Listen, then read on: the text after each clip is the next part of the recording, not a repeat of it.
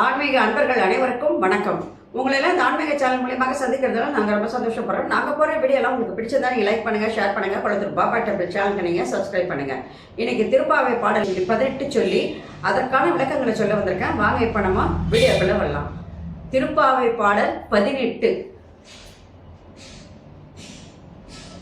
உந்து மதக்களிற்றன் ஓடாத தோல் வழியன், நந்தகோபாலன் மருமகளே நப்பினாள், கந்தங்கமழும் குழலி கடை திறவாய், வந்தெங்கும் கோழி அழைத்தனகான் மாதவி பந்தல் மேல் பல்கால் குயிலினங்கள் கூவினகான், பந்தார் விழலி உன் மைத்துனன் பேர்பாட செந்தாமரை கையால் சீர வளை ஒளி வந்து திறவாய் மகிழ்ந்தேலோ ரெம்பாவாய். இது பாடல்.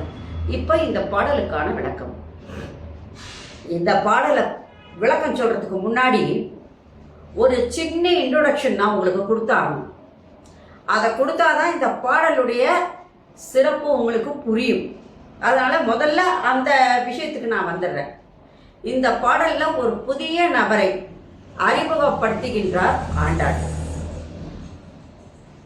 ஆண்டாள் நாச்சியார் யார் அறிமுகப்படுத்துகிறார் என்றால், கண்ணனின் மனைவியாகிய நப்பின்னை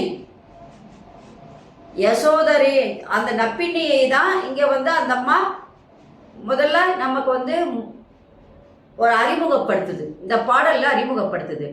சரி, இந்த நப்பின்னா யார் அப்படின்னு கேட்டீங்கன்னா, யசோதையினுடைய சகோதரன் கும்பகோன் அப்படின்றவர் யசோதையோடைய அண்ணன். இவரது மகள் தான் நப்பின்னாய்.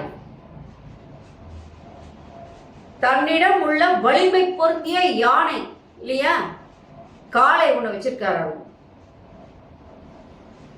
தன்னிடம் வலிமை பொருந்திய அந்த காளையை யார் அடக்குகின்றார்களோ அவர்களுக்கு தன் மகளை திருமணம் செய்து வைப்பதாக அந்த கும்பகோன் கூறுகின்றான்.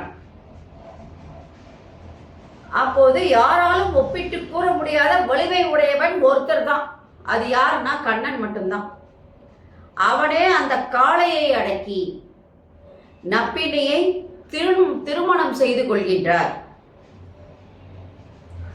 இப்போ நப்பினா யாருன்னு தெரிஞ்சிருச்சு, கண்ணனுடைய மனைவி யாருன்னு தெரிஞ்சது, நப்பினை யாருடைய மகள்னு தெரிஞ்சுக்கிட்டீங்க.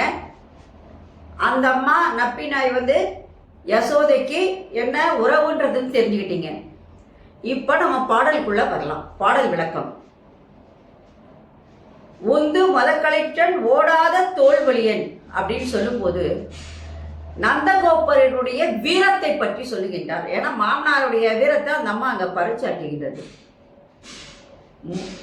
நந்தகோபர் எப்படிப்பட்டவர்னா வலிமையான வீரத்தை உடையவர். படை பலத்தை பற்றி கூறும்போது, நந்தகோபருடைய படைபலத்தை கூறும்போது அந்த யானை படைகளுடைய சிறப்பினை கூறுகின்றார்.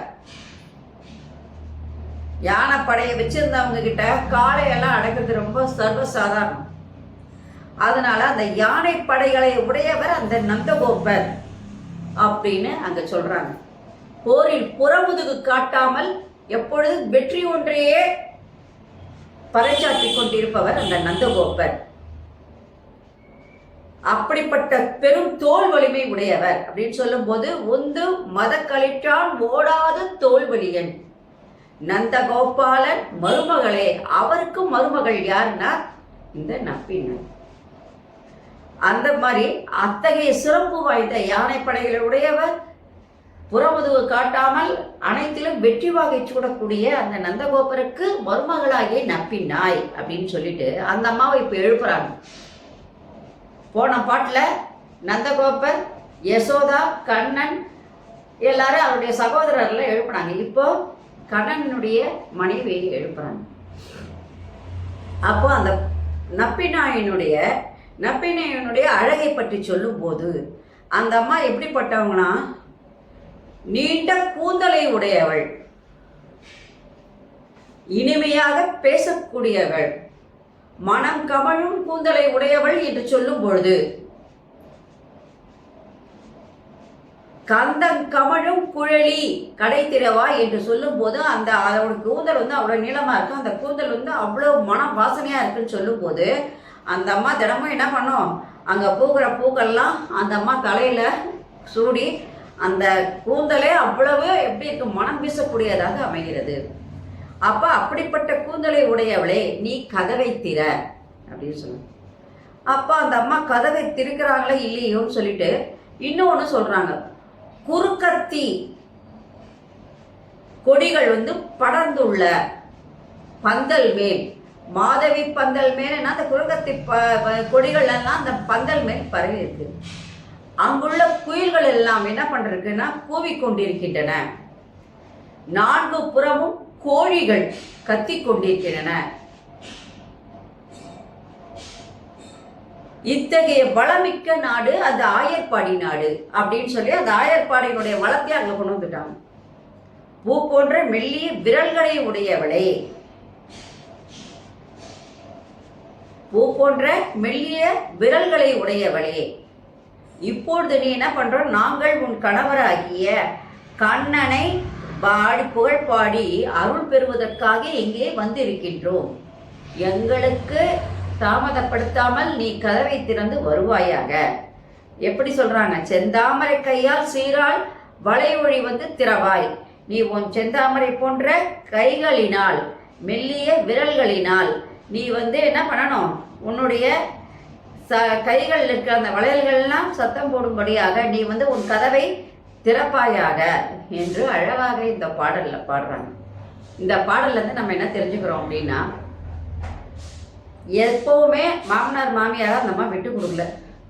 அதே நேரத்தில் தன்னுடைய கணவனாகிய அந்த கண்ணனை ஒவ்வொரு பாடலிலும் அந்த வீரத்தை அந்த அம்மா பறைச்சாற்றி கொண்டு வருகிறது. அதே நேரத்தில் தன்னுடைய மாமனாருடைய வீரத்தையும் அங்கே பறைச்சாற்றுகின்றது.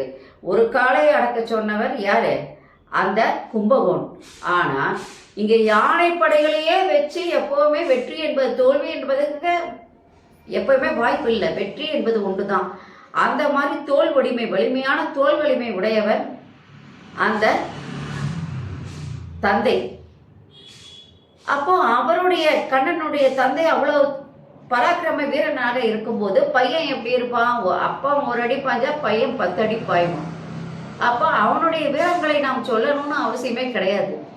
அதனால மறைமுகமாக ஒவ்வொன்றிலுமே தன் கணவனுடைய வீட்டை அந்த அம்மா வந்து புகழ்ந்து பாடிக்கொண்டே இருக்கிறது. அதே நேரத்தில் அந்த நற்பெண்ணையும் அந்த அம்மா வந்து விட்டுறல. அந்த அம்மா எவ்வளவு அழகுடையவர்கள், எப்படிப்பட்டவர்கள் அப்படின்னு சொல்லி நீயும் இந்த கதவை திறந்து விடுவாயாக. நாங்கள் கண்ணனுடைய புகழை பாடி அவனுடைய அருள் பெறுவதற்காக இங்கே வந்திருக்கின்றோம் என்று சொல்லி இந்த பாடலை வந்து திருப்பாவை பாடலில் 18 வந்து ஆண்டாள் நாச்சியார் பாடுகின்றார். நன்றி, வணக்கம். இந்த வீடியோ உங்களுக்கு பிடிச்சா நீங்கள் லைக் பண்ணுங்கள், ஷேர் பண்ணுங்கள், கொளத்தூர் பாபா டெம்பிள் சேனலுக்கு நீங்கள் சப்ஸ்கிரைப் பண்ணுங்கள். நன்றி, வணக்கம். ஓம் Sai. Subscribe to my channel and please press the bell icon for more videos.